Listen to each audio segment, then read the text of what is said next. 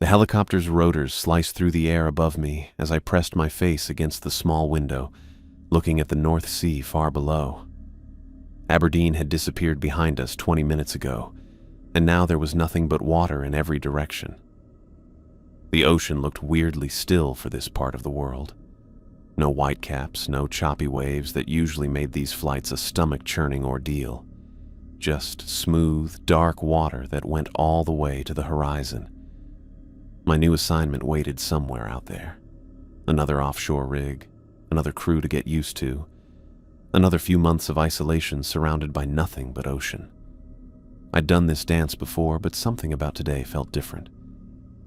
Maybe it was the unusual calm of the water below, or maybe just the normal jitters that came with starting fresh somewhere new. The pilot's voice crackled through my headset. Platform ahead. Weather's been cooperative today. Should be a smooth landing. I nodded and tried to shake off the weird mood that had come over me during the flight. First day nerves. That's all it was. Every new rig felt strange until you found your rhythm with the crew and the routine. The platform came into view gradually, a metal island rising from the water on massive support columns. Standard setup, drill tower in the center, living quarters, equipment storage, helicopter pad. I'd seen dozens just like it. The pilot brought us down with practiced ease, and I grabbed my gear bag as the rotors began winding down. 5 men waited near the landing pad as I climbed out, squinting against the rotor wash. The tallest one stepped forward first, clearly the guy in charge based on how he stood and the slightly better quality of his work clothes. "David Miller?" He had to raise his voice over the helicopter noise. "That's me. Charles Thompson, foreman here." His handshake was firm, calloused from years of physical work. "Welcome to the North Star." "Thanks. Good to be here." Charles gestured toward the other men. "Let me introduce you to the crew." 2 of them stepped forward with easy smiles. Michael Rodriguez and Thomas Anderson. Both seemed normal, relaxed even. The kind of guys you'd expect to find on any rig. But the 4th man hung back near the edge of the landing pad, and something about him caught my eye. He stood with his shoulders hunched, arms wrapped around himself like he was cold even though the afternoon air wasn't bad. His eyes stayed on the floor, never looking up to meet anyone's face. "And that's William Galloway," Charles said, his voice dropping slightly. "Will's been with us for about 8 months now." William didn't acknowledge the introduction. He just moved from foot to foot, hands trembling at his sides. The guy looked like he hadn't slept in days, dark circles under his eyes, skin pale and drawn. He seemed really troubled. The helicopter lifted off behind us, and Charles waved the pilot away before turning back to me. "Let's get you settled in. Mike, Tom, can you handle the afternoon equipment check?"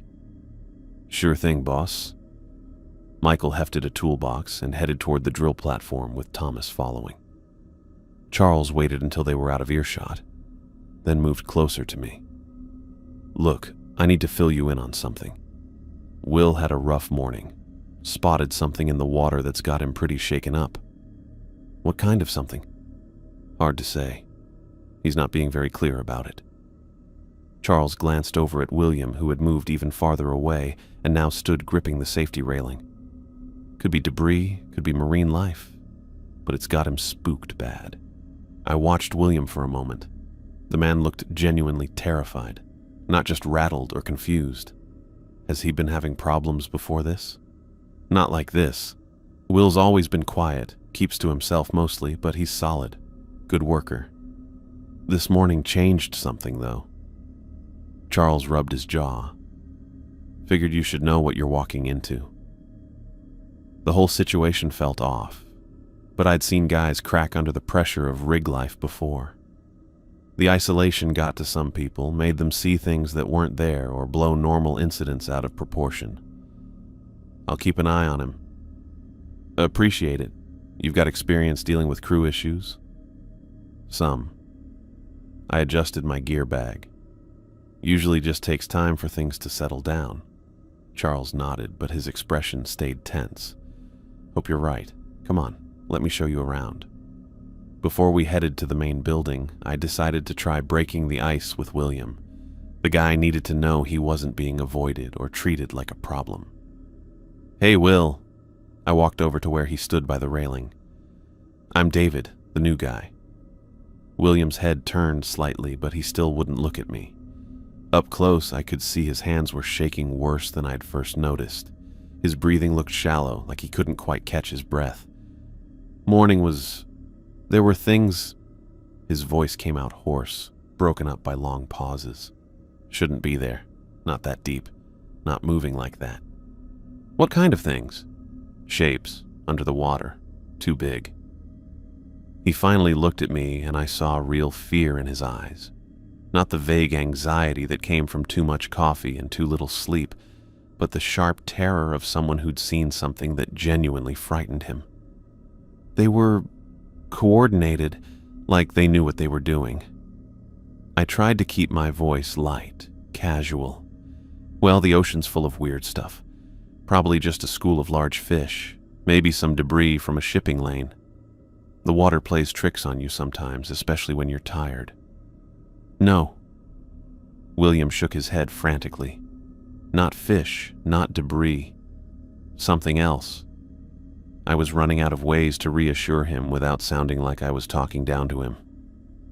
"Look, I know the water can seem creepy when you're stuck out here for weeks. I've seen some strange things myself over the years. Usually turns out to be pretty normal once you get a better look at it. What if it's sea monsters?" I tried a grin, hoping humor might snap him out of whatever spiral he was caught in. "Maybe we've got ourselves a genuine kraken down there. That'd make for some interesting stories when we get back to shore." William stared at me like I'd just suggested setting the rig on fire. The joke fell completely flat. If anything, he looked more frightened than before. "Don't joke about it." His voice dropped to barely above a whisper. "Please don't joke about it." Behind us, I heard Michael and Thomas talking quietly near the equipment storage. When I looked back, both men were watching our conversation with obvious concern. Michael caught my eye and gave a small shake of his head, like he was warning me off pushing the topic any further. Charles cleared his throat. "David, let me get you oriented with the layout here." I followed him toward the main structure, leaving William alone by the railing. The man didn't move from his spot, just stood there staring down at the water with his hands gripping the metal bar so tightly his knuckles had gone white. "Night watch rotation starts at 8, Charles explained as we walked through the common area. "You'll be paired with Tom for the first week, then we'll see how things go. Meals are at 6, 12, and 6. Pretty standard schedule." The living quarters were exactly what I'd expected. Small but functional rooms, each with a narrow bunk, a desk, and enough storage space for personal items. Charles showed me to an empty room at the end of the corridor. "This is yours. Nothing fancy, but it's private and the heating works." He set my gear bag down by the foot of the bunk. "Any questions about the setup here?" Seems straightforward enough. I sat down on the edge of the bunk and tested the mattress.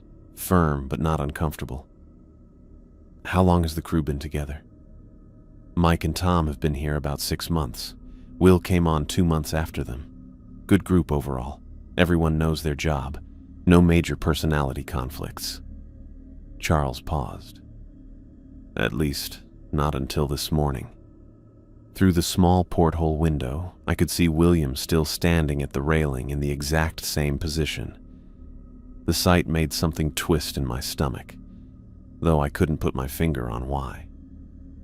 "He'll probably feel better once he gets some rest," I said, more to convince myself than Charles. "Maybe." Charles didn't sound convinced. "Look, I'm not trying to dump problems on you your first day, but keep your eyes open. Will's not the type to imagine things, and the way he's acting, it's got me concerned." The admission surprised me. Foremen usually downplayed crew issues, especially with new hires who might start wondering what kind of operation they'd signed up for. But Charles seemed genuinely worried, not just about William's mental state, but about whatever had triggered it. "You think he actually saw something unusual?" "I think Will saw something that scared him bad enough to make him question his own sanity. Whether it was actually unusual..." Charles shrugged. That's harder to say. We walked back toward the common area, passing the galley and the small recreation room where off-duty crew could watch movies or play cards. Everything looked normal, well-maintained, just like many other rigs I'd worked. But there was a weird tension in the air that everyone seemed to feel. Michael and Thomas were finishing up their equipment check, running through a checklist and calling out readings to each other. They talked like guys who'd worked together for a long time. I didn't see anything strange about what they were doing, but I noticed both of them kept looking over at William, who was just standing there, not moving. "Dinner's in about an hour," Charles said. "That'll give you time to get settled in and maybe grab a quick tour of the work areas. Tom can show you around the drill platform after you've had a chance to unpack." "Sounds good." Charles started to head back toward the main work area, then stopped and turned back to me. "David, thanks for coming on board. I know the timing's a bit abrupt. We needed someone with experience, and your background looked solid. Happy to be here." It was the polite response, but as I said it, I realized I wasn't entirely sure it was true. Something about this place felt wrong, though I couldn't identify what exactly was bothering me. Maybe it was just William's fear rubbing off on everyone else. Fear had a way of spreading through small groups, especially when people were stuck together in isolated conditions. One person's paranoia could infect an entire crew if it wasn't handled carefully. But as I looked at the sunlight on the metal surfaces of the rig, I thought about the unusually calm water we'd flown over. The North Sea was famous for its rough conditions, especially this time of year. Seeing it so still felt somehow wrong. I pushed away the thought and went back to my quarters. First day jitters, that's all it was. By tomorrow, I'd have my bearings and everything would feel normal again. The crew would settle down, William would get some sleep and realize whatever he'd seen was perfectly explainable, and the routine of rig life would take over. At least, that's what I told myself as I unpacked my gear and tried to ignore how nervous I'd felt since getting off the helicopter. I held onto the metal railing and leaned forward, looking at the dark water that went on forever. My coffee was cold in the morning air, but I kept the mug anyway while my thoughts went places I didn't want them to. The ocean looked the same as yesterday, that weird stillness that didn't seem right for the North Sea. No waves, no whitecaps, just a smooth black surface. I kept telling myself it was just weird weather, but standing here now, looking at that still water, it made my skin crawl. I couldn't stop thinking about the Deepwater Titan. The story made headlines about a year ago, though most of the details disappeared so fast you'd miss them if you weren't paying attention. An entire drilling platform gone without warning. One day it was working fine.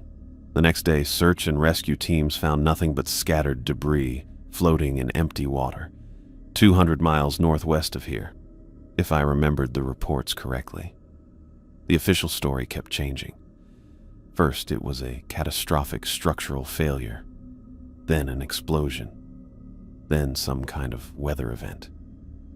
Government investigators swarmed the site within hours, and by the end of the week, the whole thing had been classified. No final report ever came out. No families got real answers about what happened to their people. The industry gossip was wild after that. Guys in Aberdeen pubs making up stories about cover-ups and secret military experiments. Some claimed the rig had been drilling too deep, hitting something that shouldn't have been disturbed. Others talked about strange signals picked up by nearby platforms in the days before the disappearance, radio chatter in languages that didn't match any known communication protocols. I'd laughed off most of it back then. Offshore workers loved their conspiracy theories, especially after a few drinks. Every accident became a government plot. Every equipment failure turned into evidence of supernatural activity. It was just how guys dealt with the stress of working in one of the most dangerous industries in the world. But standing here now with the same ocean that had taken the Deepwater Titan, those stories didn't seem quite so ridiculous. The water felt different somehow, like something massive was moving beneath the surface, just beyond where I could see. I heard footsteps behind me, slow and unsteady. I turned to see William walking across the deck, and my stomach dropped when I saw him. If he looked bad yesterday, today he looked like death. His skin was grayish, and the dark circles under his eyes looked like bruises. His hands shook all the time now, not just the occasional tremor I'd noticed before. David. His voice came out as a rasp, barely audible over the ambient noise of the rig's machinery. "Morning, Will. How'd you sleep?" He let out a bitter laugh that sounded more like a cough. "Sleep. Right." He moved to the railing beside me, gripping it with white knuckles. I tried, kept hearing things. What kind of things? Voices, coming from the water. He stared down at the black surface, and I could see his whole body trembling. Not voices exactly, more like singing, but not human singing. I set my coffee mug down on a nearby equipment crate and tried to keep my voice calm. Could have been the wind through the support struts. Makes weird noises sometimes, especially at night. No. William shook his head frantically. This was different. It was coming from below, way below. He leaned farther over the railing, pointing down into the water. See them? The shapes? I followed his finger, scanning the dark surface. Nothing but smooth water reflecting the gray morning sky. I don't see anything, Will. They're there, moving in patterns, coordinated patterns. His voice dropped to a whisper. Watch the area about 50 meters out, straight off the bow. They've been circling for hours. I focused on the spot he indicated, straining my eyes until they watered. For a moment, I thought I saw something. Maybe a small break in the water's surface, or a shadow that moved differently than the current. But when I blinked and looked again, there was nothing. Will, I think you need to get some rest, real rest. When's the last time you had a full night's sleep? You don't believe me. His shoulders sagged, and for a second I thought he might start crying. That's fine. Charles doesn't believe me either. None of you do. It's not that I don't believe you saw something, but there are plenty of explanations for movement in the water. Large fish travel in schools, debris gets caught in underwater currents. No. The word came out sharp, cutting me off. I know what fish look like. I know what debris looks like. This is different. They're too big, too deliberate, too intelligent. The way he said that last word made something cold run down my spine. There was a certainty in his voice that had nothing to do with hallucination or sleep deprivation. This was a man describing something he'd seen clear as day. What do you mean, intelligent? William turned to face me fully, and I saw desperation in his bloodshot eyes. They move like they're thinking, like they're planning something. When one group moves position, the others adjust to compensate. When they change direction, they all change together, but not at the same time. It's like they're talking to each other. I wanted to argue with him, to point out how crazy that sounded. But something in his expression stopped me. This wasn't the random paranoia of someone having a breakdown. This was detailed observation, specific and consistent. How long have you been watching them? Since before dawn. I couldn't sleep, so I came out here around 4. They were already there, just waiting, moving in slow circles around the rig. He gestured toward the water again. But they're getting closer. The circles are tighter than they were this morning. Before I could respond, Charles's voice boomed across the deck. Will! David! Break time's over. I need you both on the drill platform. I looked back toward the main structure where Charles stood with his hands on his hips, clearly impatient. When I turned back to William, he was still looking down at the water with that same intense focus. Come on, Will. Charles wants us back to work. Just promise me you'll keep watching. When you get a chance, don't let your guard down out here. I'll keep an eye out, I said, though I wasn't sure what exactly I'd promised to watch for. William nodded and moved away from the railing, but he seemed like he didn't want to leave his spot. I grabbed my coffee mug and followed him toward the drill platform, but his words stuck with me as we walked. Too intelligent, too deliberate. I tried to focus on the work Charles gave us, basic maintenance checks on the drilling equipment, adjusting sensors, checking hydraulic pressure levels. Normal rig stuff that should have kept my mind busy. But every few minutes, I caught myself looking at the water below. The ocean was still completely flat, that same weird calm that had bugged me since yesterday. But now I found myself looking for patterns in that stillness, trying to spot any movement under the surface. William's talk about coordinated shapes had put something in my head I couldn't get rid of. During a short break, I walked to the platform's edge and looked at the water more carefully. The morning sun hit the water at an angle, making it hard to see anything below the surface. If something was moving down there, you probably couldn't spot it from this high up. But as I watched, I thought I saw something. Not a clear shape or obvious movement, just a tiny change in the water. Like something big had passed just below, making the smallest wave that vanished almost instantly. I looked away and went back to work. That's how suggestion works. William's worries were getting to me, making me see things that weren't really there. But for the rest of my shift, I kept checking. Every time I went near the edge, my eyes went to the water. Every time Charles sent me to get tools or check readings, I found reasons to walk by the railings. The ocean felt different now. Not peaceful like I first thought, but creepy. Like the quiet before a storm. The kind of silence that makes you hold your breath without knowing it, waiting for something to happen. I was checking pressure readings on the drill platform when Michael's voice cut through the morning air, sharp with panic. "David, Charles, get over here now!" Something in his tone made my stomach drop. I stopped checking the gauge and jogged toward the sound of his voice, coming from the northeast support columns where he'd been doing routine morning inspections. Charles came from the equipment bay at the same time, moving faster than I'd seen him move since I'd arrived. Michael stood at the platform's edge, holding the safety railing with both hands. His face had gone pale, and he was staring down at the water with an expression I couldn't quite figure out, somewhere between horror and disbelief. "What is it?" Charles called out as we approached. "There's a body down there." Michael's voice came out flat, like he was forcing himself to stay calm. Floating between the support struts, I reached the railing and looked down. At first, all I saw was the same dark water that had been bothering me for days. Then my eyes adjusted, and I spotted what Michael had found. A shape moved up and down in the current, caught between two of the big steel columns holding our platform above the ocean.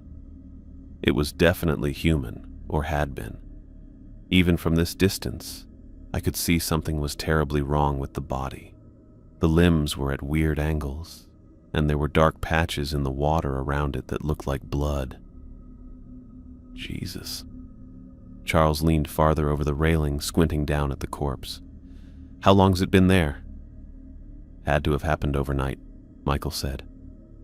"I walked this section yesterday evening, and there was nothing." The three of us stood there for a moment, none of us quite willing to state the obvious. Someone had died, probably violently, and their body had ended up floating next to our rig, in the middle of the North Sea, miles from any other platform or shipping lane. Charles stood up taller, looking serious. "We need to get it up here. Can't leave it floating around the supports." "Are you sure that's a good idea?" I asked. "Shouldn't we radio this in first? Get the authorities involved?" "We'll radio after we secure the body. Can't risk it drifting away before help arrives." Charles was already moving toward the equipment storage.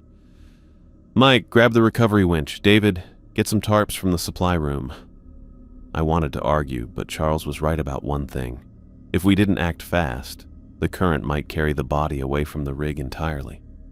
Then we'd have no way to help identify whoever it was, or figure out what had happened to them. The recovery took nearly an hour. Michael operated the winch, while Charles and I guided the cable down to where the body floated. Getting the harness secured was the worst part. The corpse was in bad shape, and we had to be careful not to damage it further while still maintaining enough control to lift it safely. When we finally got the body onto the platform, my first instinct was to look away. The person had been torn apart in ways that made my stomach turn.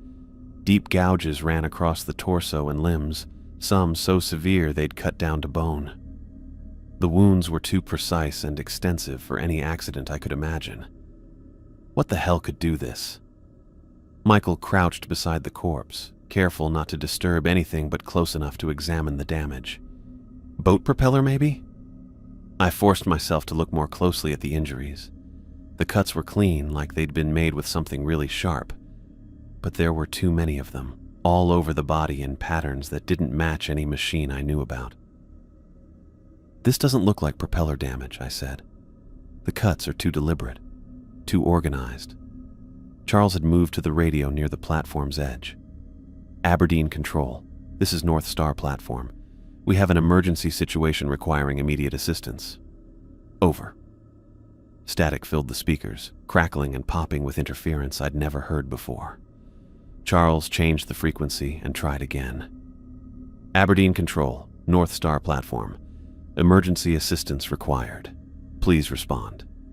Over." More static. Charles cycled through several emergency frequencies, but every channel produced the same result. White noise so thick it drowned out any possibility of communication. "Could be atmospheric interference," Michael suggested, though he didn't sound convinced. "Never seen static this bad." Charles kept trying different settings, his frustration growing with each failed attempt. "We should be getting something, even if it's just background chatter from other platforms." I was still looking at the body when something caught my eye near the platform's far edge. William stood there, hunched over the railing in his usual spot. But when I called his name, he didn't answer. He just stayed still, staring down at the water like he hadn't heard anything. "Will!" I called louder. "You need to see this." This time he turned, but when his eyes fell on the corpse, his reaction was immediate and extreme. His face went white, and he stumbled backward like he'd been physically struck. "No, no, no." The words came out as a chant, barely audible. "Not supposed to be here yet. Too soon." "Will, it's okay."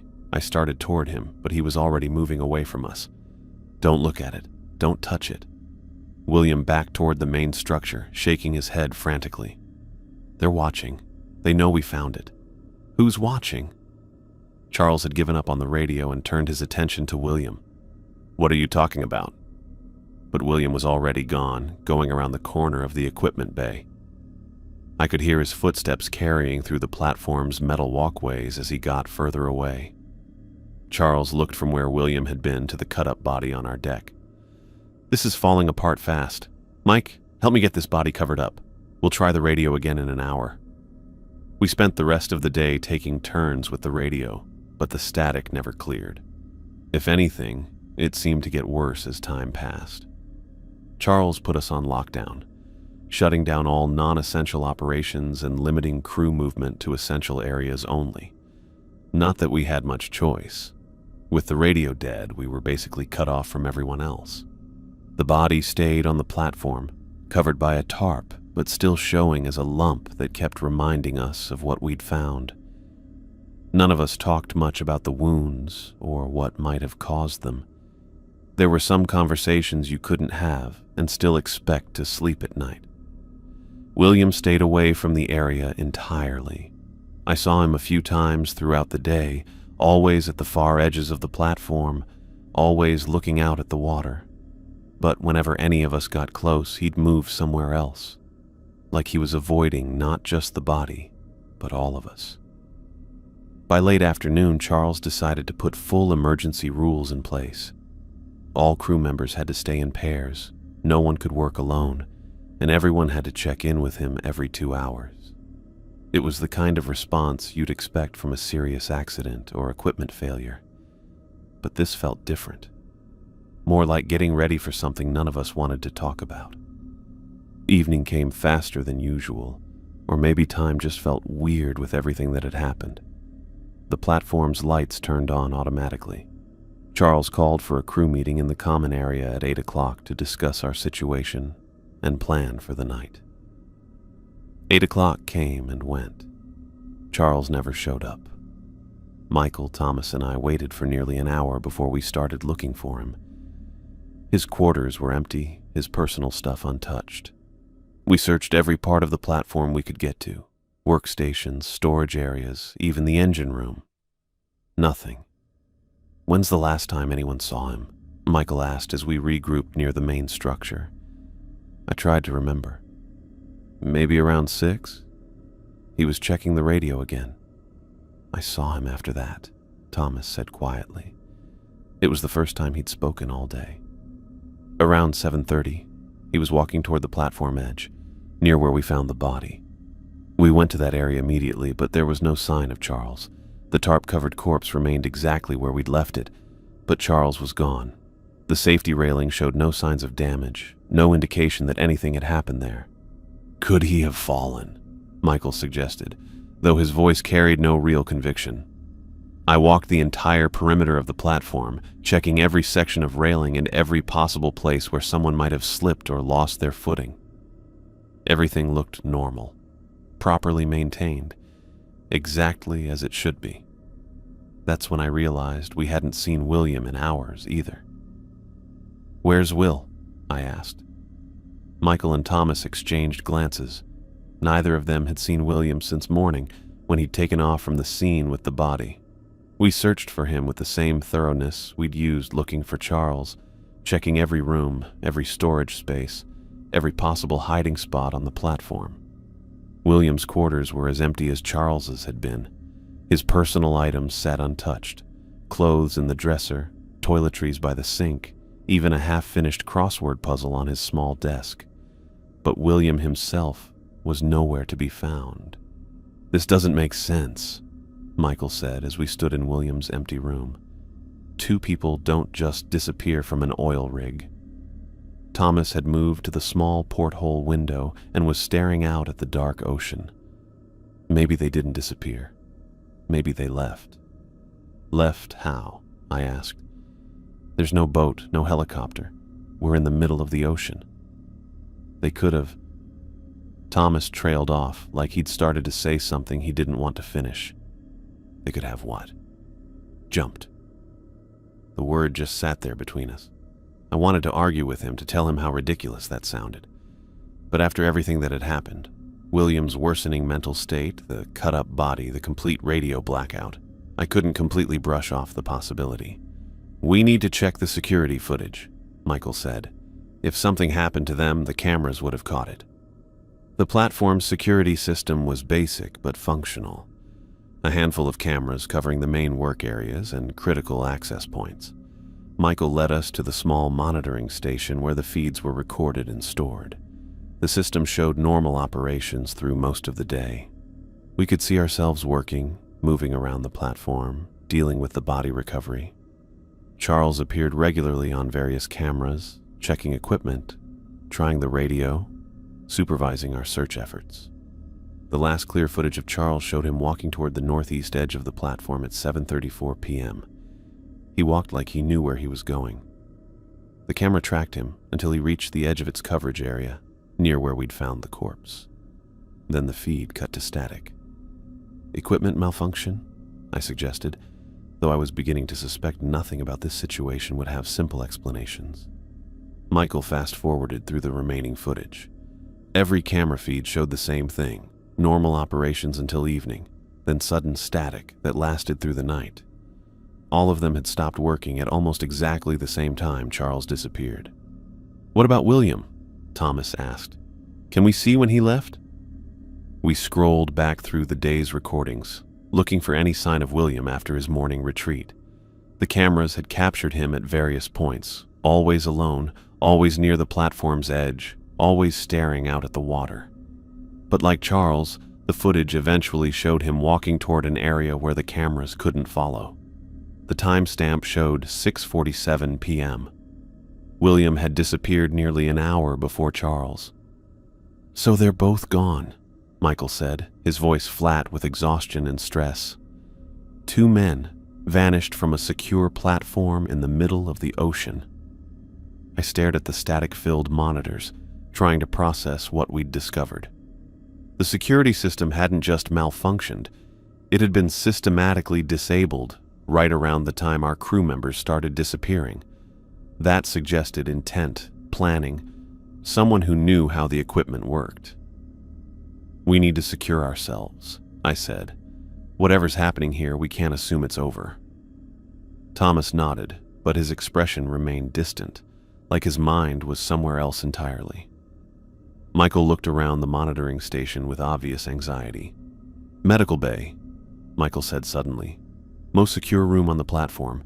Reinforced door, independent power supply, emergency radio." It made sense. The medical bay had been designed to serve as a safe room during emergencies, with heavy-duty locks and communication equipment that operated separately from the main systems. If we were going to make a stand somewhere, that was our best option.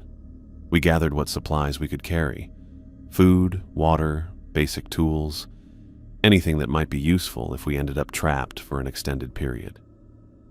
The platform felt different now, no longer a workplace but a potential trap. Every shadow seemed deeper, every sound more threatening. The medical bay was exactly as Michael had described, a compact but well-equipped room with solid walls and a door that could be locked from the inside. We moved the heaviest furniture against the entrance, creating a barricade that would at least slow down anyone trying to get in. "Emergency radio's not working either," Michael reported after checking the medical bay's backup communication system. "Same static as everything else." I slumped into one of the medical chairs, finally allowing the full weight of our situation to hit me. 2 crew members dead or missing, all communication cut off, security systems disabled, and the 3 of us trapped on a platform in the middle of nowhere, with no way to call for help. "This has to be connected to that body," I said. "Everything started going wrong after we found it." "You think someone killed that person? And now they're after us?" Michael asked. I didn't have an answer. The whole situation felt too surreal, too coordinated to be random violence, but the alternative explanations were even more disturbing. Thomas had been quiet throughout our barricading efforts, moving like a robot and following our lead without adding much to the conversation. Now he stood near the medical bay's small window, looking out into the dark.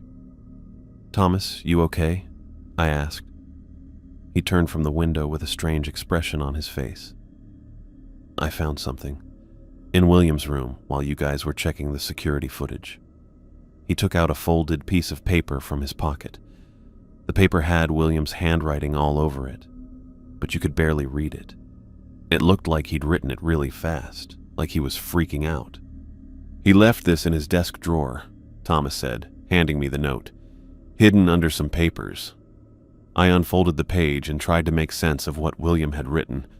Most of it was illegible, desperate scratches that might have been words or might have been random marks. But scattered throughout the chaos were phrases I could make out. The depths, calling no choice left. Joining the collective. They showed me the truth. Mixed in with the text were symbols that didn't look like any alphabet I'd ever seen. Geometric patterns and curved lines that seemed to flow into each other, creating designs that hurt to look at for too long. "What does it mean?" Michael asked, reading over my shoulder. "I have no idea." I studied the note more carefully, trying to find some pattern or logic in William's final written words. But he wrote this recently. The ink's still fresh. Thomas moved closer to examine the symbols. As his eyes focused on the strange markings, his expression grew more and more fascinated, like he was seeing something the rest of us couldn't. "These symbols," he said softly, "they're not random. There's a pattern here, a structure." I looked at the note again, but all I saw were chaotic scratches and desperate words. If there was a pattern, it was completely invisible to me. But Thomas kept staring at the paper with growing intensity, and something about his expression made me really uncomfortable. It was the same look William had worn when he stared out at the water, the look of someone seeing things that weren't there, or things that shouldn't be there. I spread William's note across the small medical table, smoothing out the creases as carefully as I could with shaking hands. The paper was nothing special, but the contents made my skin crawl every time I looked at them. Michael pulled his chair closer, squinting at the frantic scrawl. "Half of this is completely illegible, Look at these marks here. Are those even letters? I ran my finger along a section where William's handwriting turned into jagged scratches. I think he was writing fast, maybe panicked, but these phrases that are clear. I pointed to a line near the middle of the page. Submersion protocols. What does that mean? Could be diving procedures, Michael suggested, though his voice carried no conviction. Emergency protocols for getting people off the rig if it starts sinking. Michael and I exchanged glances. Thomas's tone had changed, taking on an analytical quality that reminded me uncomfortably of William's final behavior, that same focused intensity when he'd stared down at the water. They look like random scratches to me, Michael said. Will was having a breakdown. None of this means anything. No. Look. Thomas grabbed a pen from the medical station and began tracing over one of the symbols on a separate piece of paper. This one appears 6 times throughout the note, always in the same position relative to mentions of water or depth. And this one, he moved to a different symbol, always appears near references to consciousness or awareness. I looked at the copied symbols, trying to see what Thomas was talking about.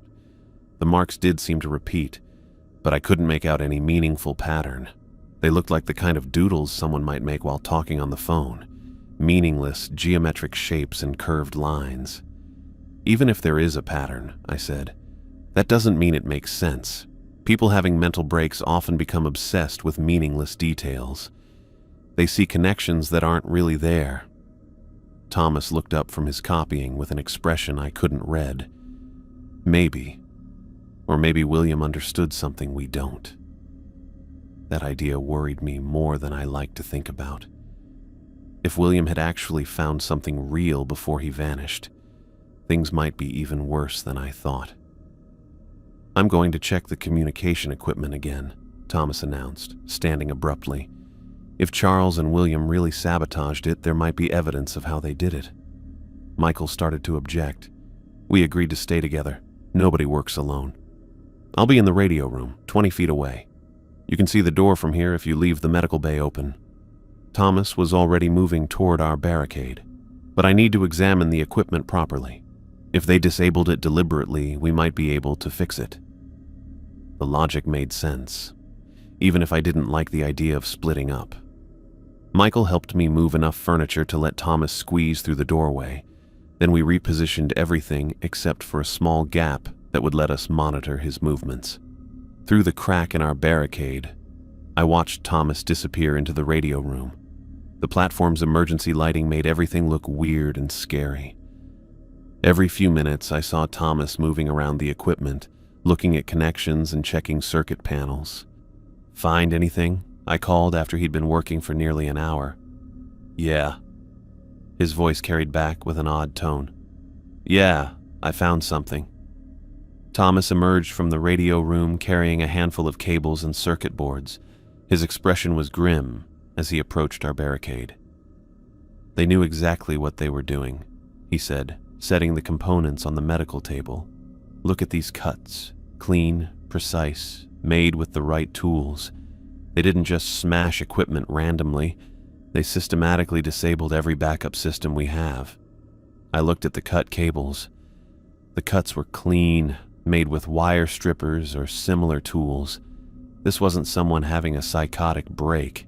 This was planned sabotage by people who knew how the communication systems worked. But why? Michael asked.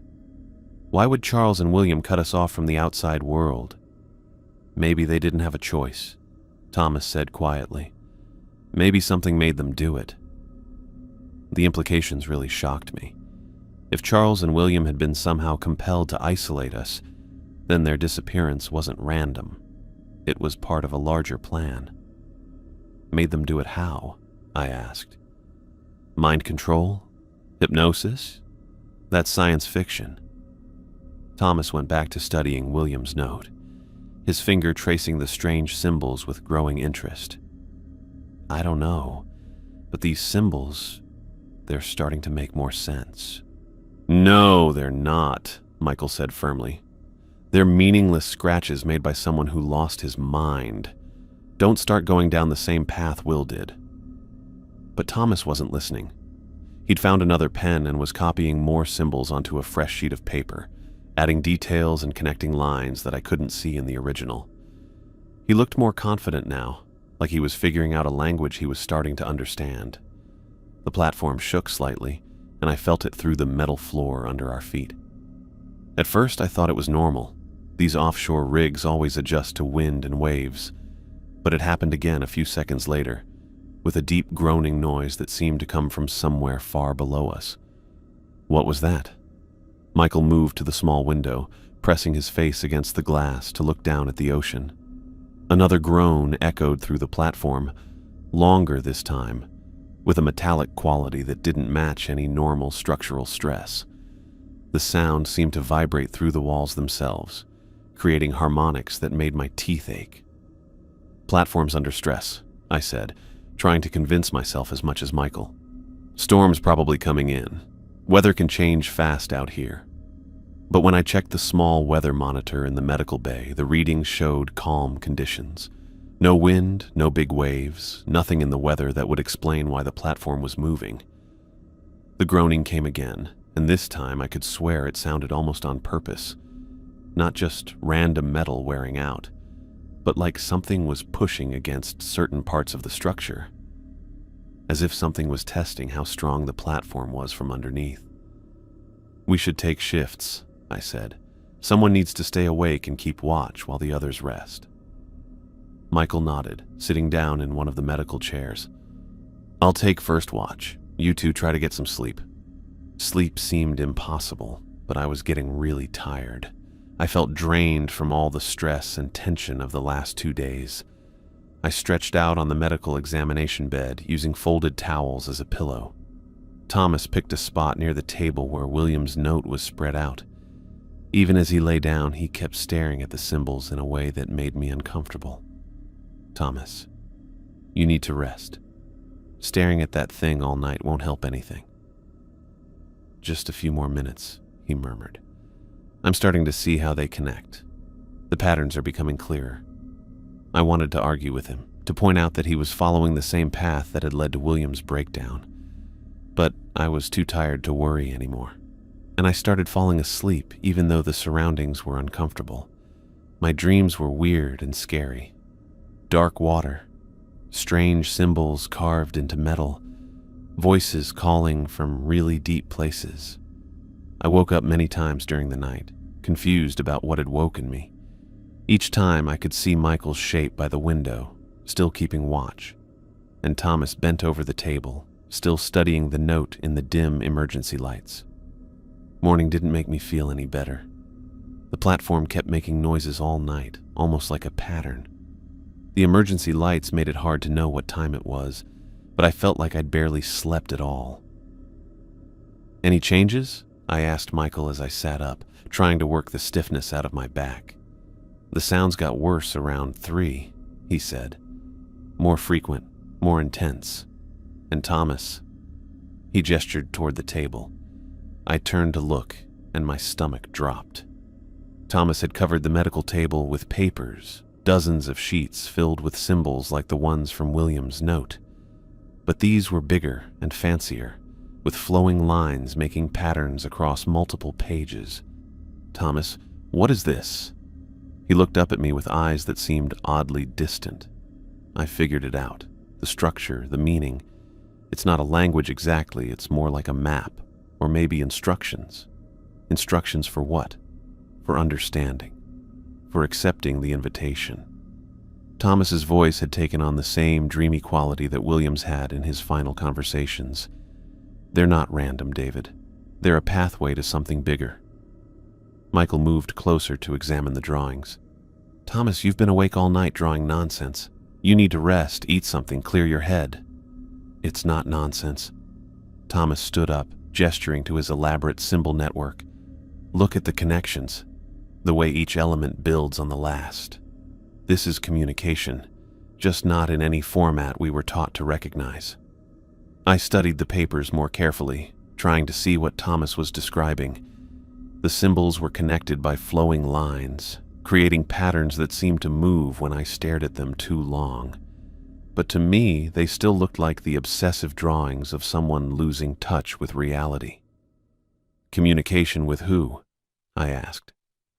Thomas turned back to his drawings, adding more symbols with swift, confident strokes. With them, the ones below, the ones who've been waiting. The way he said it so casually really freaked me out. He wasn't guessing or just being scared. Thomas talked like he was just stating something everyone already knew. Thomas, listen to me. I moved closer, trying to catch his attention. You're exhibiting the same behavior William showed before he disappeared. You need to step back from this. Focus on our actual situation. Our actual situation is exactly what I'm focusing on. Thomas added another symbol to his growing network. We're not trapped here by accident. We were brought here, selected for this purpose. The others understood that eventually. What others? Michael demanded. Charles and William. They're dead, Thomas. Or they went crazy and killed themselves. That's what's going to happen to us if we don't find a way off this platform. Thomas finally looked up from his drawings, and his face was completely calm. Dead isn't the right word. They've gone beyond physical limits, joined something bigger and more important than just being individuals. You're talking about suicide, I said bluntly. That's what you're describing. I'm talking about evolution, about accepting an invitation to become part of something that exists beyond our limited understanding. Thomas returned to his symbols, adding more details with each stroke. The pattern is almost complete. Soon I'll understand enough to make the transition. Michael grabbed my arm, pulling me away from the table. We can't let him continue with this. He's having the same breakdown William had. I know, I whispered. But what can we do? We're trapped here with him. Maybe we don't have to be trapped. Michael's voice dropped even lower. Maybe there's another option. What do you mean? Michael glanced toward Thomas, who remained absorbed in his drawing, then back to me. I've been thinking about what happened to Charles and William. Maybe they made the smart choice. You're talking about killing ourselves. I'm talking about ending this on our terms instead of waiting for whatever took them to come for us. Michael's expression was grim but determined. Look at Thomas. Look how fast he's deteriorating. In another day or two, he'll be completely gone. Do we really want to wait around to see what happens next? The suggestion scared me, but I couldn't completely dismiss it either. Our situation was truly hopeless. Trapped on an isolated platform with no communication, no way to call for help, and crew members disappearing or losing their minds. If something was taking us one by one, maybe a quick death was better than whatever happened to the others. There has to be another way, I said. Rescue teams will start looking for us eventually. When we miss our next scheduled check-in, Aberdeen will send someone to investigate. When is our next check-in scheduled? I tried to remember the standard communication protocols for offshore platforms. Weekly reports, usually. Maybe every few days for smaller crews.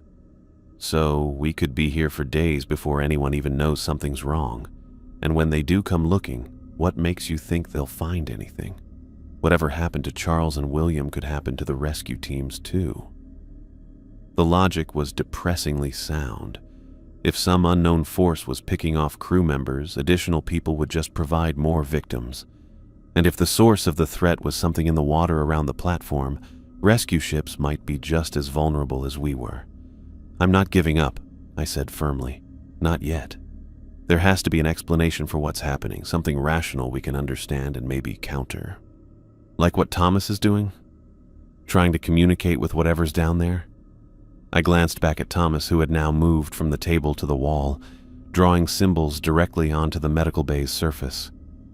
His movements were becoming more frantic, more urgent, like he was racing to complete some crucial task.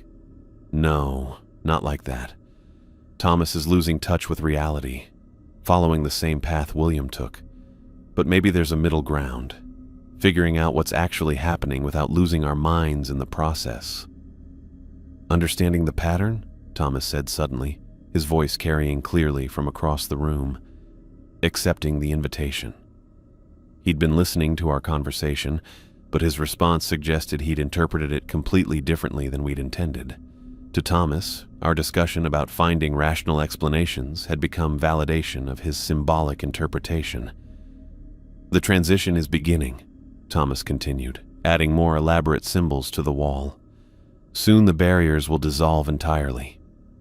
Michael and I watched in fear as Thomas covered more and more of the medical bay with his drawings. The symbols ran together, making patterns that hurt to look at. Thomas worked faster and more confidently as time went on, like he knew exactly what he was doing. "We have to stop him," Michael whispered. "How?" "He's not being violent or threatening us directly, and if we try to restrain him, he might become dangerous." "He's already dangerous. Look at him. He's completely disconnected from reality. In a few more hours, he'll be just like William was before he disappeared." I had to admit Michael was right. Thomas was acting weirder by the day, just like William did before. He was getting really into those symbols, zoning out during normal talks and acting like he was getting messages from somewhere else. It was exactly like watching William fall apart all over again.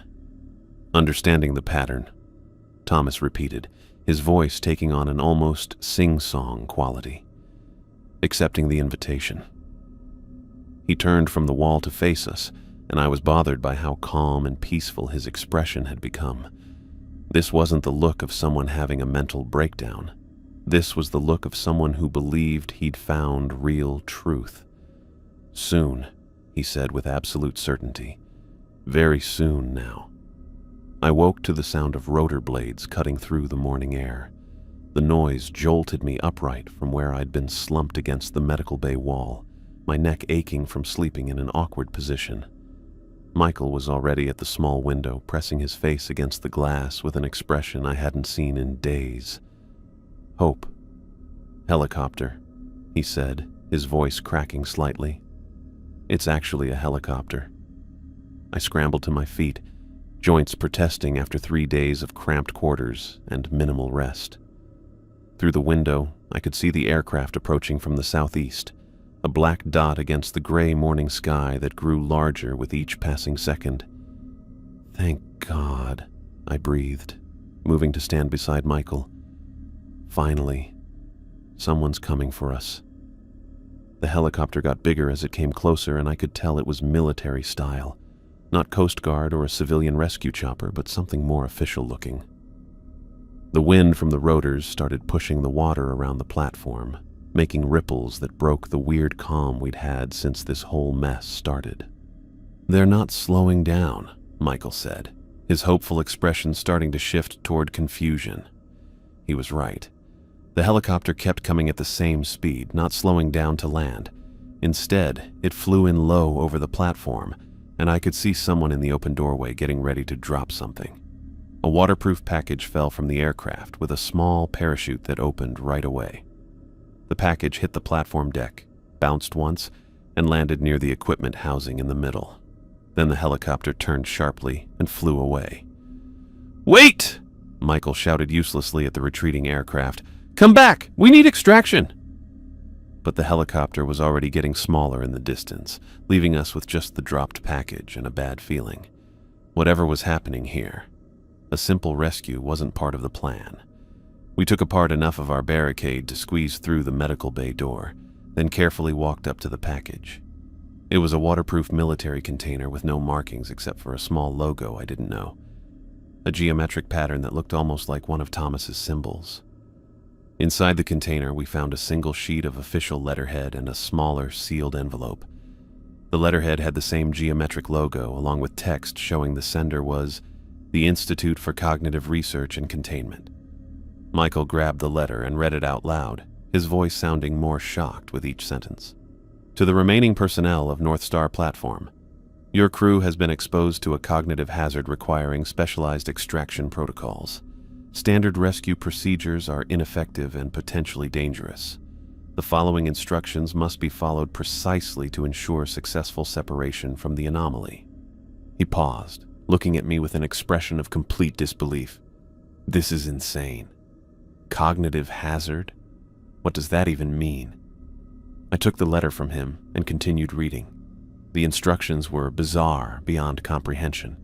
First, we were to memorize a specific poem contained in the sealed envelope, a poem written in what the letter described as a linguistically neutral cognitive buffer. Second, at exactly midnight, we were to burn all written materials related to the incident, specifically mentioning William's note. Finally, we were to recite the memorized poem while standing on the platform's central structure. The letter concluded with a warning that scared me. Failure to follow these procedures precisely will result in permanent cognitive integration with the anomaly. The window for extraction closes at 0030 hours. No further assistance will be provided. This is elaborate nonsense, Michael said after I finished reading. Cognitive hazard, linguistic buffers, cognitive integration. It's all meaningless, technical jargon designed to make us think there's some scientific explanation for what's happening here. I wanted to agree with him, but the helicopter's behavior bothered me.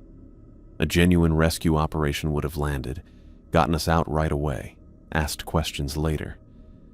Instead, someone had gone to a lot of trouble to drop off these specific instructions while staying away from the platform. Maybe, I said, but someone official enough to deploy military aircraft thinks these procedures are necessary. That suggests they know something we don't. Or they're part of whatever's been happening to us. Think about it. Mysterious organization shows up with bizarre instructions right when we're most desperate. Classic manipulation technique. I opened the sealed envelope and found a single page covered with text that definitely wasn't English. The symbols looked similar to what Thomas had been drawing, but arranged in structured lines like poetry. Below the strange text was a phonetic translation that would let someone say the words without knowing what they meant. "This is the poem we're supposed to memorize," I said, showing Michael the page. He glanced at it briefly, then shook his head. "I'm not participating in this. Whatever game they're playing, whatever they want us to do, I refuse. We should focus on real solutions.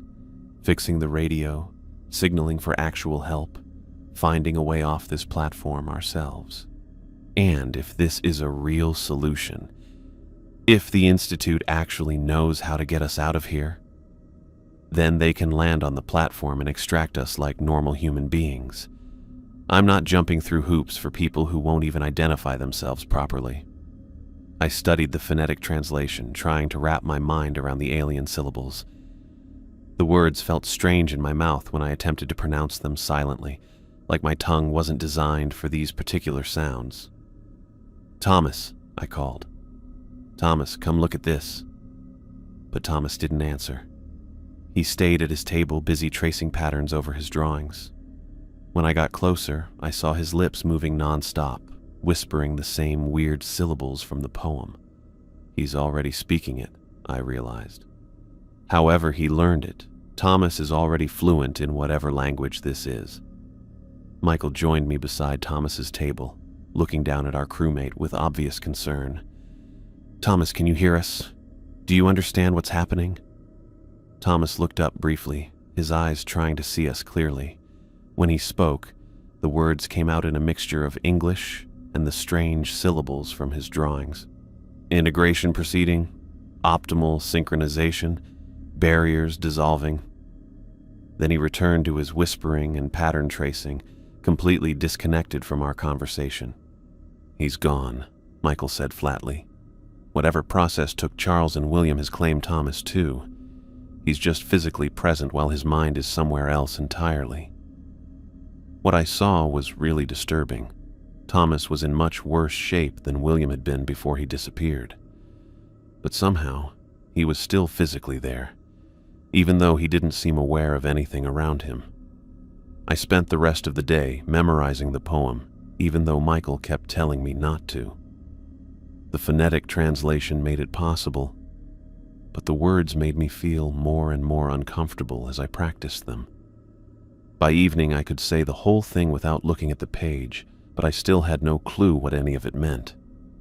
Michael tried one last time to fix the radio, pulling apart cables and circuit boards really carefully, but it was too broken. Whoever messed it up had done a good job. By sunset, he finally gave up. Even if I could get a signal out, he said, who would we contact? The Institute seems to be monitoring the situation. They'd probably intercept any communication anyway. As midnight approached, the platform's groaning sounds got louder.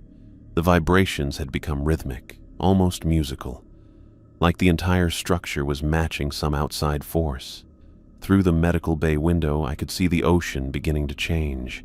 Dark shapes moved beneath the surface, larger and more numerous than anything William had described. The water itself seemed to pulse with glowing light, creating patterns that spread outward from the platform in all directions. The glowing areas formed geometric designs that reminded me disturbingly of Thomas's symbols. "It's starting," I said, watching the light show intensify. Whatever the Institute was warning us about, it's happening right now. Michael joined me at the window, his face pale as he watched the ocean transform. "Those patterns, they're not random, are they?" "No, they're definitely organized, purposeful." I checked my watch, 11:47 p.m., 13 minutes until midnight. "You're really going to do this? Follow their instructions?" I looked at Thomas, still hunched over his symbol-covered table, and thought about Charles and William, who had vanished without any opportunity for rescue. The Institute's letter might be manipulation, but it was the only external contact we'd had since the crisis began. I don't see another choice. Thomas is already lost and we're running out of time. If there's even a chance these procedures work, I have to try. Michael was quiet for a while, looking at the glowing patterns in the water. "If you're doing this, I'm not leaving you alone out there. I won't participate, but I'll watch. Make sure nothing happens to you." At 11:58, I got William's note and the Institute's instructions, plus a lighter from the medical bay's emergency supplies. Thomas followed us like he didn't know what was happening, walking zombie-like as we headed to the platform's central structure. The ocean's glow had gotten much brighter, making a light show that beat in time with the platform's shaking. We could see the patterns clearly from up high. They formed designs that seemed to show information in a way I just couldn't understand. At exactly midnight, I lit William's note and watched it burn. The paper caught fire quickly, burning up William's urgent words and weird symbols with bright orange flames. As the last bits turned to ash, the glowing patterns in the water suddenly changed, forming new shapes. "David," Michael called from the medical bay doorway where he was watching. "Something's changing." I started saying the poem I'd learned by heart, trying hard to get each weird syllable right. The words were strange to say out loud. Thomas didn't move next to the burning pieces of William's note, his lips matching mine as I spoke. As I talked, the glowing stuff in the ocean got even brighter across the platform's deck. The creaking of the structure started to sound almost like music, matching the odd words I was saying. The poem turned out longer than I thought when I first learned it. Parts of it seemed to repeat and build up. Thomas kept talking with me, sounding more sure with each line, like he got something I didn't. When we were almost done, the platform shook really hard. I thought for a second the whole thing might fall into the glowing ocean, but then the shaking settled into a steady beat that matched the last words of the poem. When I stopped talking, it got super quiet. The platform stopped making noise completely, the ocean's glow started to fade, and even the wind and machine sounds seemed quieter. Thomas just stood there with his eyes closed, looking calm for the first time in days.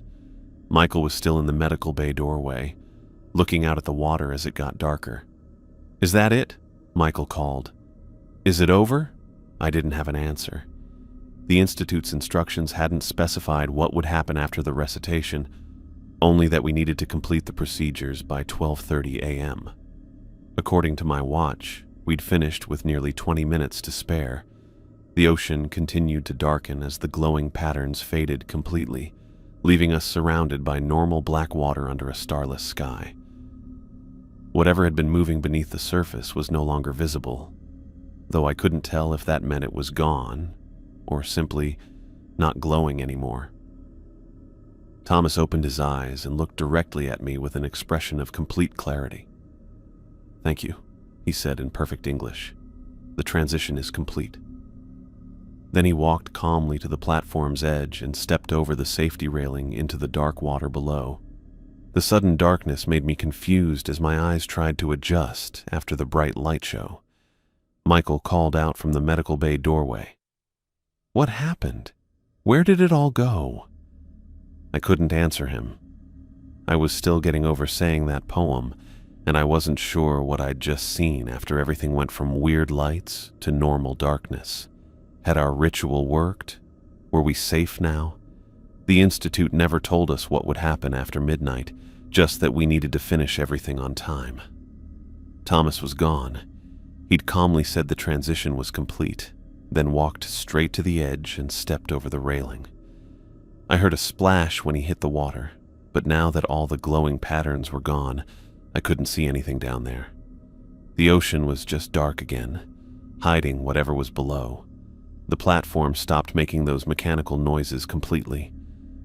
Now there was just silence except for the regular buzz of electrical systems and waves hitting the supports. After days of weird, supernatural stuff, hearing normal sounds again felt strange. A new sound broke the quiet. Helicopter blades coming from the southeast.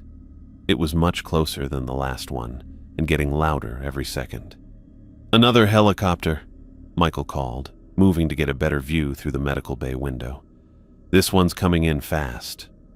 I could see the aircraft's lights now, red and white dots coming toward the platform. Unlike the helicopter that dropped off the Institute's instructions earlier, this one was clearly about to land. The pilot was moving lower and slowing down. The helicopter came in over the platform's edge, and I could see what it looked like in its searchlight beam. It was a military transport, bigger than the last one, with an open cargo door showing several people in bulky protective suits. The wind from the spinning blades was so strong I had to grab the nearest pole to keep my balance. Instead of landing on the helicopter pad, the aircraft stayed right above where I stood on the platform. Thick ropes fell from the cargo door, and 4 people slid down them right away. They had on full hazmat suits with sealed helmets and carried equipment I'd never seen before. "Step away from the structure!" one of them shouted through an external speaker on his helmet. "Move to the designated extraction point." I backed away from the main equipment area, putting my hands up to show I wasn't fighting back. These people moved like soldiers, and their gear made it look like they thought the platform was seriously contaminated by something dangerous. Michael came out of the medical bay, his hands up too. "We're the survivors. We need medical evacuation." "Affirmative. Extraction protocol is in effect." The lead figure approached Michael with what looked like an injector device. "This is a precautionary sedative. You'll be unconscious during transport." "Wait," I said, moving toward them. "We need to talk about what happened here. There were 5 crew members originally, and..." The injector hit my neck before I could finish the sentence. Whatever they'd given me worked fast. I felt drowsy and my muscles went limp right away. My vision got blurry, and I had trouble staying on my feet. "Standard procedure," the hazmat-suited figure explained as I began to sag. "Cognitive contamination requires controlled extraction protocols." Michael received his injection a moment later, though he tried to ask questions even as the sedative took effect. "The missing crew need to search the platform. Radio sabotage." But the extraction team wasn't interested in our reports.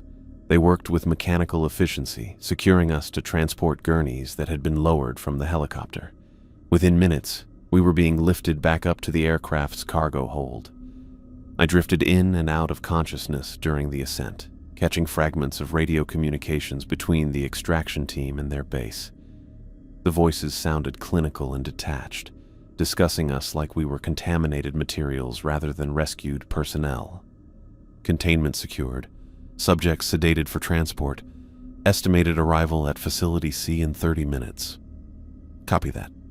Medical team standing by for decontamination. Memory suppression protocols ready for implementation. Platform shows no remaining anomalous activity. Recommend standard cleanup procedures. The helicopter turned sharply as we got high enough, and I looked at North Star platform one last time through a small window. It looked totally normal now, just sitting there in the dark water. No glowing patterns, nothing weird like what we saw before. Lying on this medical stretcher made me wonder if it had even happened at all. The drugs made me more sleepy as we flew, and everything became hazy bits and pieces. The noise from the helicopter, people talking quietly, the smell of cleaning stuff and stale air in the sealed cargo area.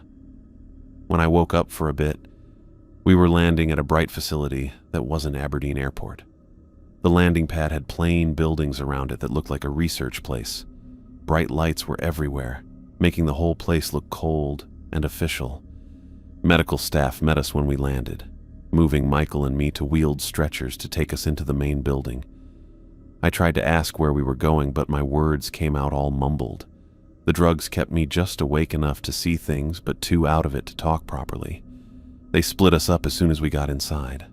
Michael went down one hallway, and I lost sight of him as they wheeled me into what looked like an exam room. The room had no windows and was super clean, with weird monitoring equipment and cameras on the ceiling watching us. A doctor wearing scrubs came to my stretcher, looking at a tablet while checking me over. Subject shows expected symptoms of cognitive contamination. Blood work will confirm exposure levels. Begin standard decontamination sequence. What kind of contamination? I managed to ask, though the words came out barely above a whisper. The doctor ignored my question, nodding to a nurse who approached with another injector. Subject is maintaining verbal responses. Increase sedation for blood draw procedures. The second injection hit my arm, and this time the sedative was stronger. My vision tunneled, and staying conscious became nearly impossible. I heard the medical team discussing test procedures and treatment protocols, but the words seemed to come from very far away. When I woke up, I was in a different room entirely. A hospital-style bed in what looked like a psychiatric facility. My arms were connected to multiple IV lines, and monitoring equipment beeped steadily beside the bed. A small window showed daylight, but the view was of another building rather than the outside world. A different doctor sat beside the bed, making notes on a clipboard. He looked up when he noticed I was awake, giving me a professional smile that didn't reach his eyes. "Good morning, David. I'm Dr. Harrison. You've been unconscious for approximately 18 hours while we conducted necessary medical procedures. How are you feeling?" My mouth felt dry, and my thoughts seemed sluggish and disconnected. "Where am I? What happened to Michael and Thomas?" "You're at a specialized medical facility outside Aberdeen. You've been through a significant traumatic experience, and we're here to help you recover." Dr. Harrison consulted his clipboard. "Your blood tests show evidence of severe psychological stress and possible exposure to hallucinogenic compounds. This explains the vivid episodes you experienced on the platform." "Hallucinogenic compounds?" "That's not what happened. We were isolated on the rig for days. Our crew members disappeared one by one, and there was something in the water." "David, I need you to listen carefully." Dr. Harrison's voice took on a patient but firm tone. "According to our investigation, you were alone on North Star platform for nearly 3 weeks.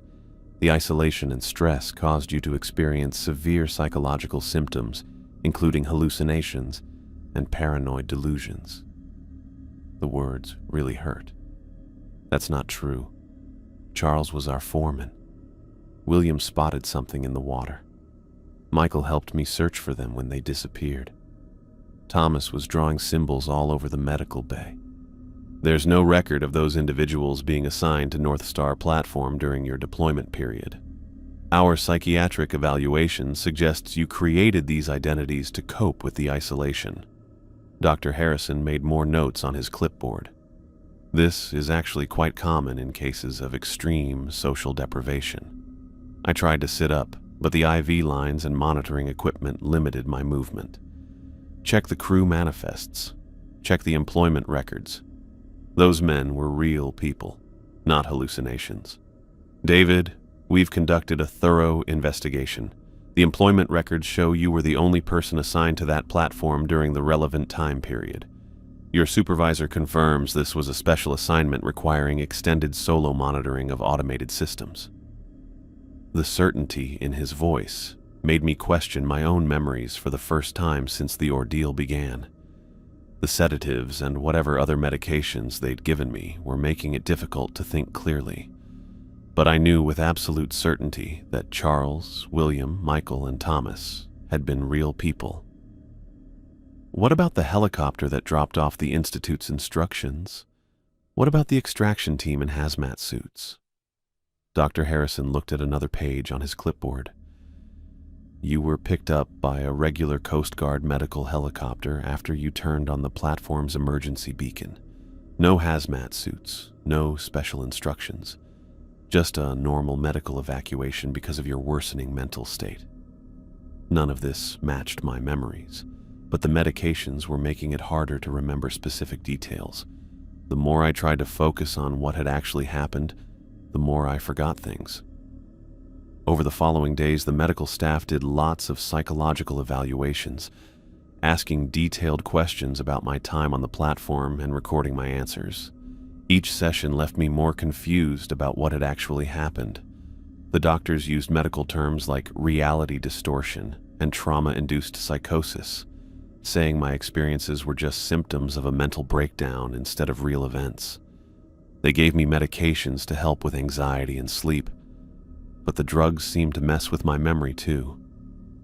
Details about Charles and the others got more and more unclear. When I tried to remember specific conversations or events, they didn't seem real anymore. This is a normal part of recovery, Dr. Harrison explained during one of our sessions. As your brain processes the trauma in a healthier way, the defensive fantasies will naturally dissolve. You'll remember the isolation and stress, but without the elaborate hallucinations your mind created to cope. They weren't hallucinations, I insisted, though the words carried less conviction than before. I can still remember William's note, the symbols Thomas was drawing. Those details were too specific to be imaginary. The human brain is remarkably creative under extreme stress. It can generate incredibly detailed false memories that feel completely real to the person experiencing them. Dr. Harrison made more notes, his pen scratching constantly across the paper. Your case is actually quite fascinating from a clinical perspective. The consistency and complexity of your created personalities suggest an exceptional level of psychological resilience. But as the days passed, I found myself questioning things I'd been certain about just hours earlier. Had Charles really been that tall? Had William's handwriting actually been as frantic as I remembered? The more the doctors asked me to describe specific details, the more those details seemed to blur and change in my memory. When I mentioned the strange syllables from William's note and the Institute's poem, Dr. Harrison showed particular interest. Can you reproduce any of these sounds, even approximately? I tried to recite the alien words I'd memorized so carefully, but they wouldn't come. The syllables that once felt meaningful in my mouth now seemed completely gone from my memory. When I attempted to pronounce them, only meaningless sounds emerged. Fascinating, Dr. Harrison murmured, making extensive notes. The brain's ability to create and then eliminate detailed false memories is really quite remarkable. I'm not making this up, I said, though even I could hear the uncertainty creeping into my voice. Something real happened on that platform. Something that required specialized extraction procedures.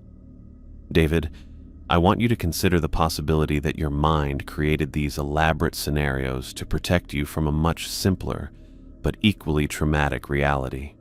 3 weeks of complete isolation on an offshore platform would be psychologically devastating for anyone. Your brain may have populated that environment with imaginary companions to prevent a complete mental breakdown. The explanation made a horrible kind of sense, especially with the medications making it so hard to think clearly. But some part of me still didn't buy the idea that Charles, William, Michael, and Thomas had been made up in my head. They'd been too real, too different from each other, to be just figures I'd created in my mind. What about my physical condition when they found me? Was I injured, malnourished, dehydrated? You were suffering from severe exhaustion and malnutrition consistent with someone who'd been struggling to maintain basic self-care during a psychological crisis, but no injuries that couldn't be explained by normal platform hazards. Each conversation left me more confused about what happened to me. The medical staff seemed really worried about me, but they kept saying my memories weren't true, which felt like they were just putting more pressure on me. The medications made it harder to tell what I actually experienced from what might just be hallucinations from all the stress.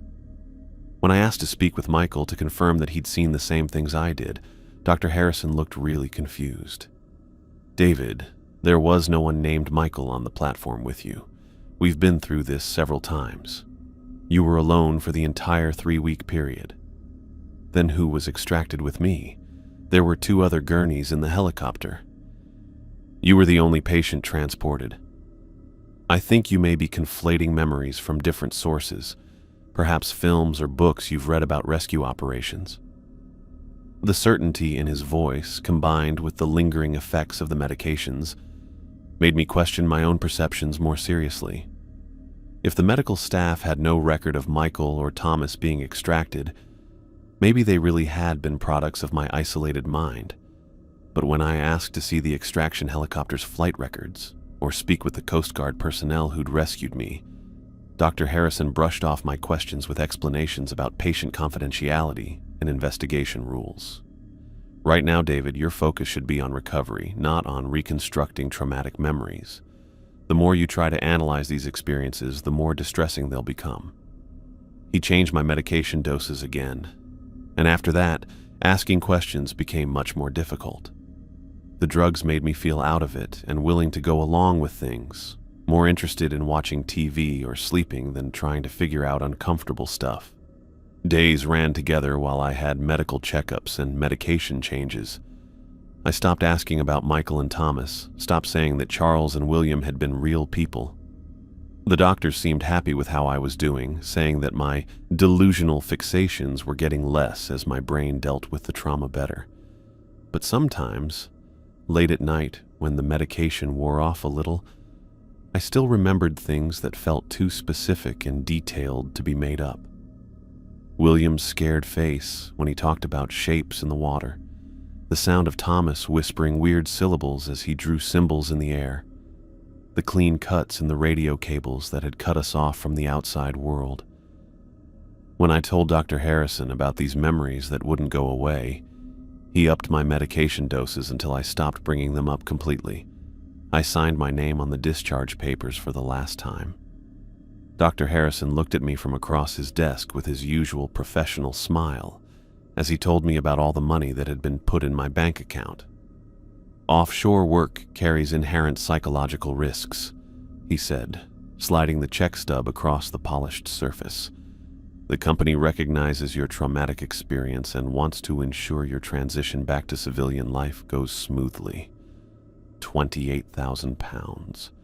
More than I'd make in a full year on the rigs. The amount seemed designed to discourage questions rather than provide simple compensation. I folded the papers and tucked them into my jacket, noticing that the medical facility's letterhead had no identifying information beyond a generic Aberdeen Medical Complex. "My memory still feels foggy about certain details," I said, making one final attempt to get real answers. "The timeline doesn't seem right. 3 weeks alone doesn't match what I remember." Dr. Harrison looked at his clipboard. "Memory distortion is completely normal after psychological trauma. Your brain is protecting itself by suppressing the most disturbing elements of the experience. Fighting those natural defenses will only slow your recovery." He handed me a bottle of prescription medication. The label listed my name and a drug I'd never heard of. "Continue these for at least 6 months. If you experience any recurring symptoms, vivid dreams, memory gaps, or intrusive thoughts, contact our office immediately." The van ride back to Aberdeen took 40 minutes through countryside I didn't recognize. The driver stayed quiet when I tried to talk to him, following roads that seemed to loop unnecessarily before finally reaching the streets near the harbor I knew. When we pulled up outside my apartment building, he simply nodded and waited for me to get my bag. My flat looked exactly as I'd left it, though I couldn't remember when that was. Mail was piled on the kitchen counter, bills, advertisements, and a few letters from friends who'd apparently been told I was recovering from a work-related accident. The dates on the postmark suggested I'd been gone for nearly a month, not the 2 weeks Dr. Harrison had mentioned. I spent the afternoon going through my stuff, looking for anything that might bring back clearer memories of what had actually happened. My work logs showed normal entries up until March 15th, then nothing. The entry for that day mentioned being assigned to North Star platform for routine maintenance, but I couldn't connect it to any real memory. In my desk drawer, I found a small notebook I didn't remember keeping. The pages had notes about offshore assignments, weather conditions, and crew rotations, all written in my handwriting but covering time periods that didn't match my employment records. One entry mentioned Charles worried about equipment failures, and another noted William acting strange after morning shift. But reading these felt like finding someone else's diary. The medication made it hard to focus, but certain images would pop up randomly throughout the day. Bits of dark water, the sound of metal groaning under pressure, and sometimes the memory of voices speaking in syllables that hurt to think about. When these memories came, they'd disappear before I could really look at them, leaving only a feeling of unfinished business. Sleep brought more lasting visions, glowing patterns spreading across black water, shapes that seemed to pulse on their own. Sometimes I'd hear voices calling from deep below, not quite human, but somehow known to me. I'd wake with the taste of salt water in my mouth and feeling sure that someone had been trying to tell me something important. By the 3rd week back in Aberdeen, being alone was getting really hard. I found myself walking to the harbor each morning, staring out at the North Sea and feeling like I'd left something important out there. The medical center had given me contact information for counseling services, but sitting in therapy sessions talking about my adjustment challenges felt useless when the therapist kept treating my memories as stress-induced fantasies.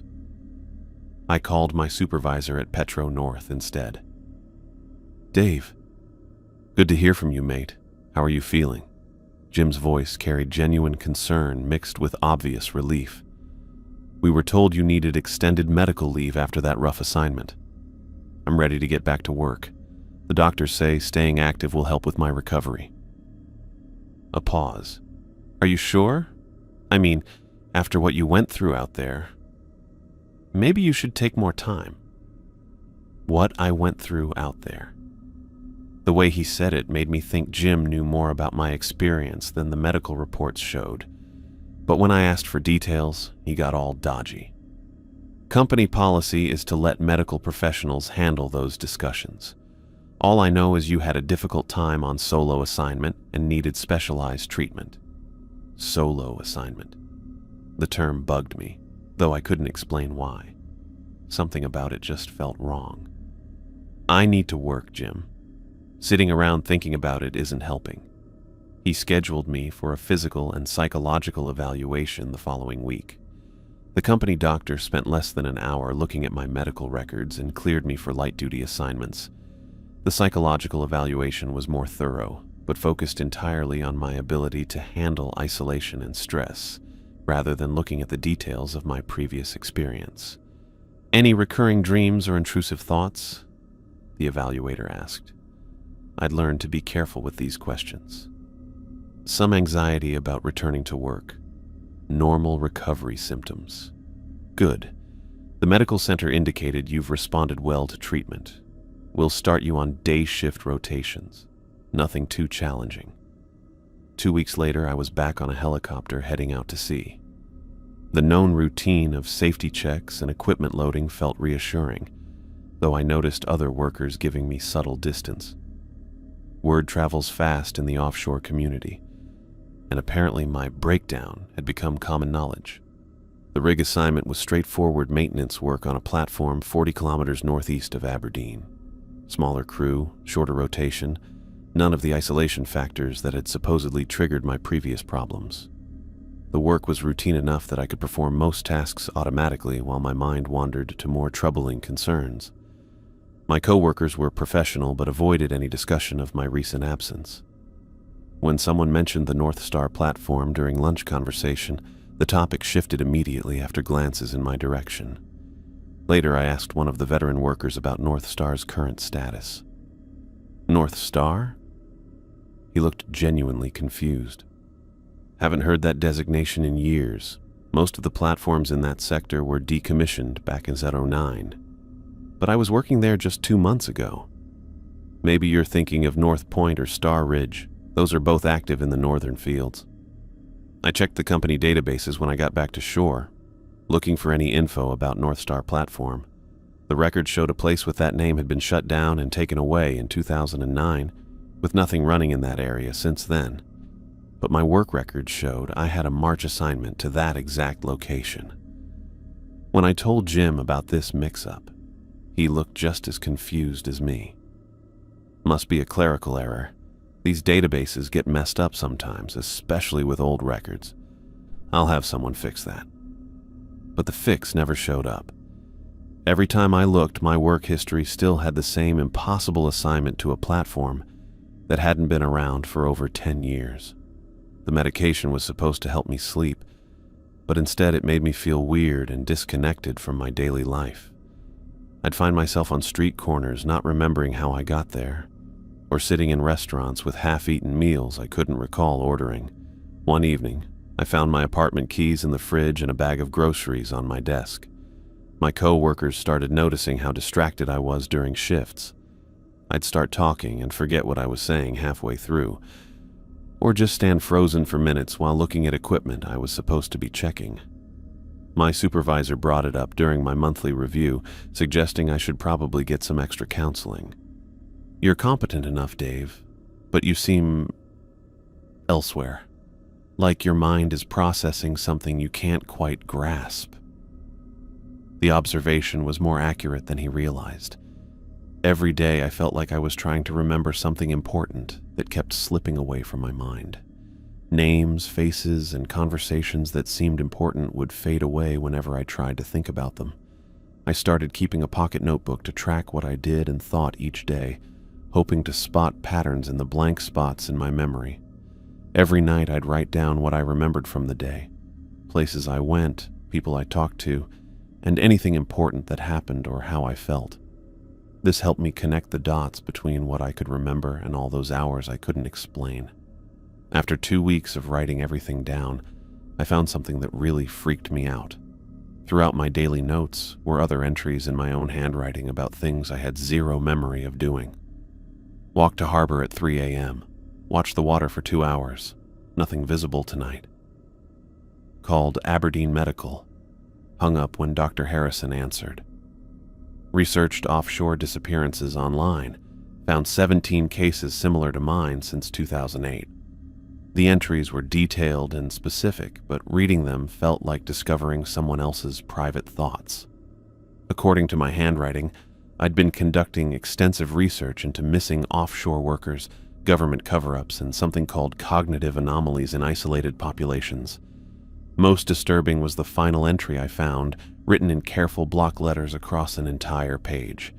They know I'm remembering. The medication isn't working anymore. Charles, William, Michael, and Thomas were real. The Institute is monitoring my recovery. I need to stop writing before they notice. Below this was a bunch of weird symbols that hurt to look at straight on, arranged in patterns that seemed to change position when I looked at them from the corner of my eye. My handwriting, my notebook, my pen, but no memory of creating any of it. I closed the notebook and put it in my desk drawer, next to the prescription bottle I'd been taking regularly for 3 months. The white pills made noise as I shook the container, and for the first time since I got out, I wondered whether my recovery was going according to my doctor's plan or someone else's. That night, I dreamed of voices calling from deep water, speaking names I almost knew. I found the envelope slipped under my apartment door when I returned from a 2-week rotation on the Kestrel platform. Plain white paper, no return address. My name written in block letters that looked like they'd been traced rather than written naturally. The letter inside bore the same geometric logo I'd seen months earlier, though I couldn't quite place where. 6 months had passed since my discharge from the Aberdeen Medical Complex. 6 months of routine offshore assignments, carefully monitored psychological evaluations, and persistent gaps in my memory that seemed to grow larger rather than smaller with time. The notebook I'd been keeping had become my only reliable record of daily events, though I'd stopped checking it after discovering those entries I couldn't remember writing. My apartment felt different these days, not physically changed, but somehow less known to me, as if I'd been living in someone else's space.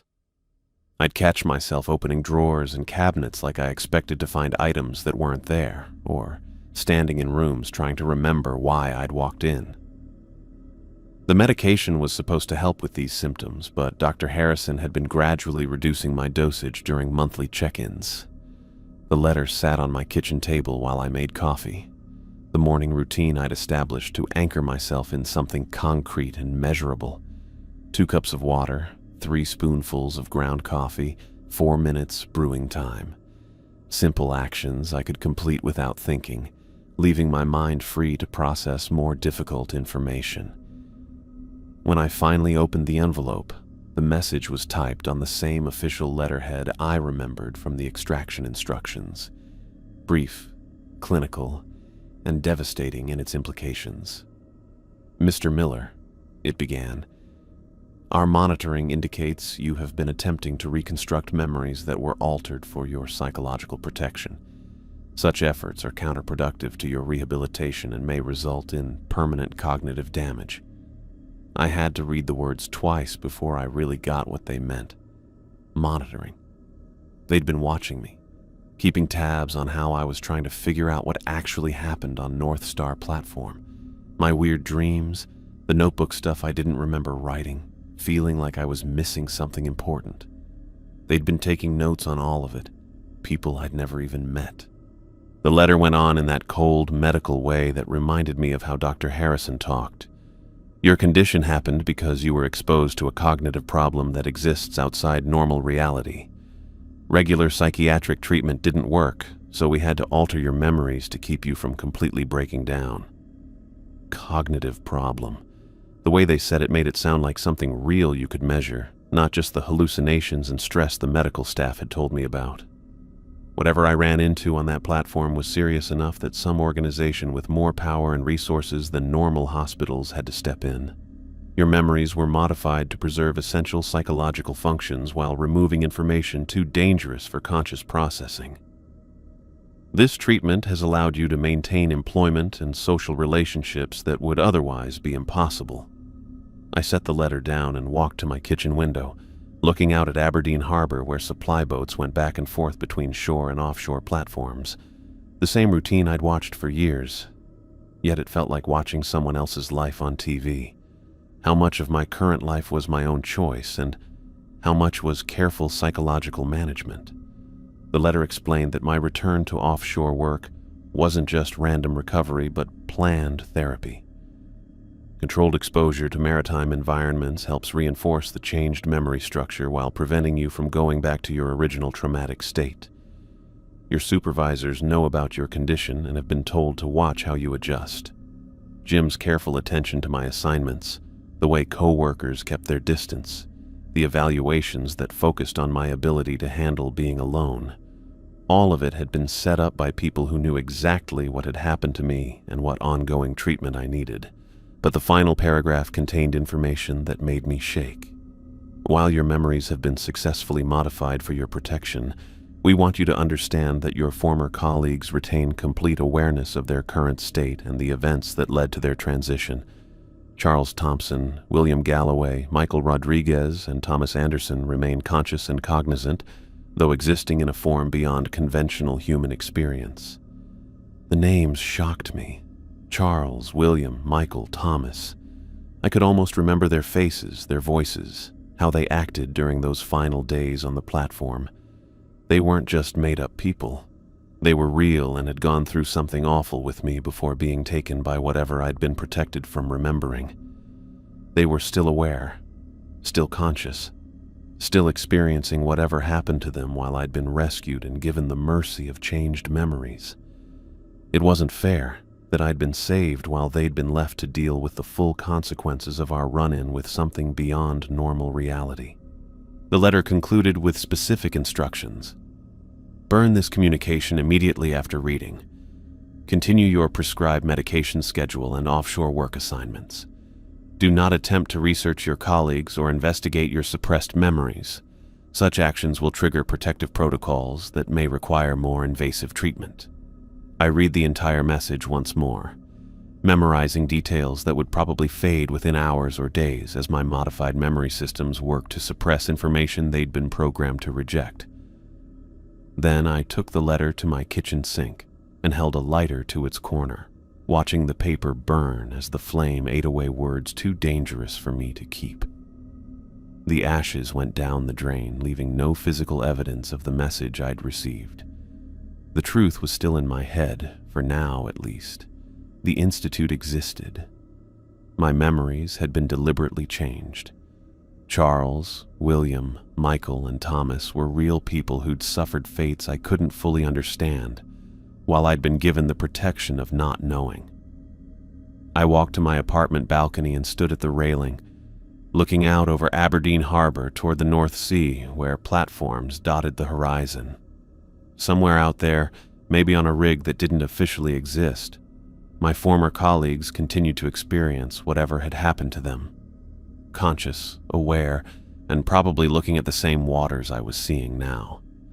My notebook lay open on the table inside, filled with daily entries about my life.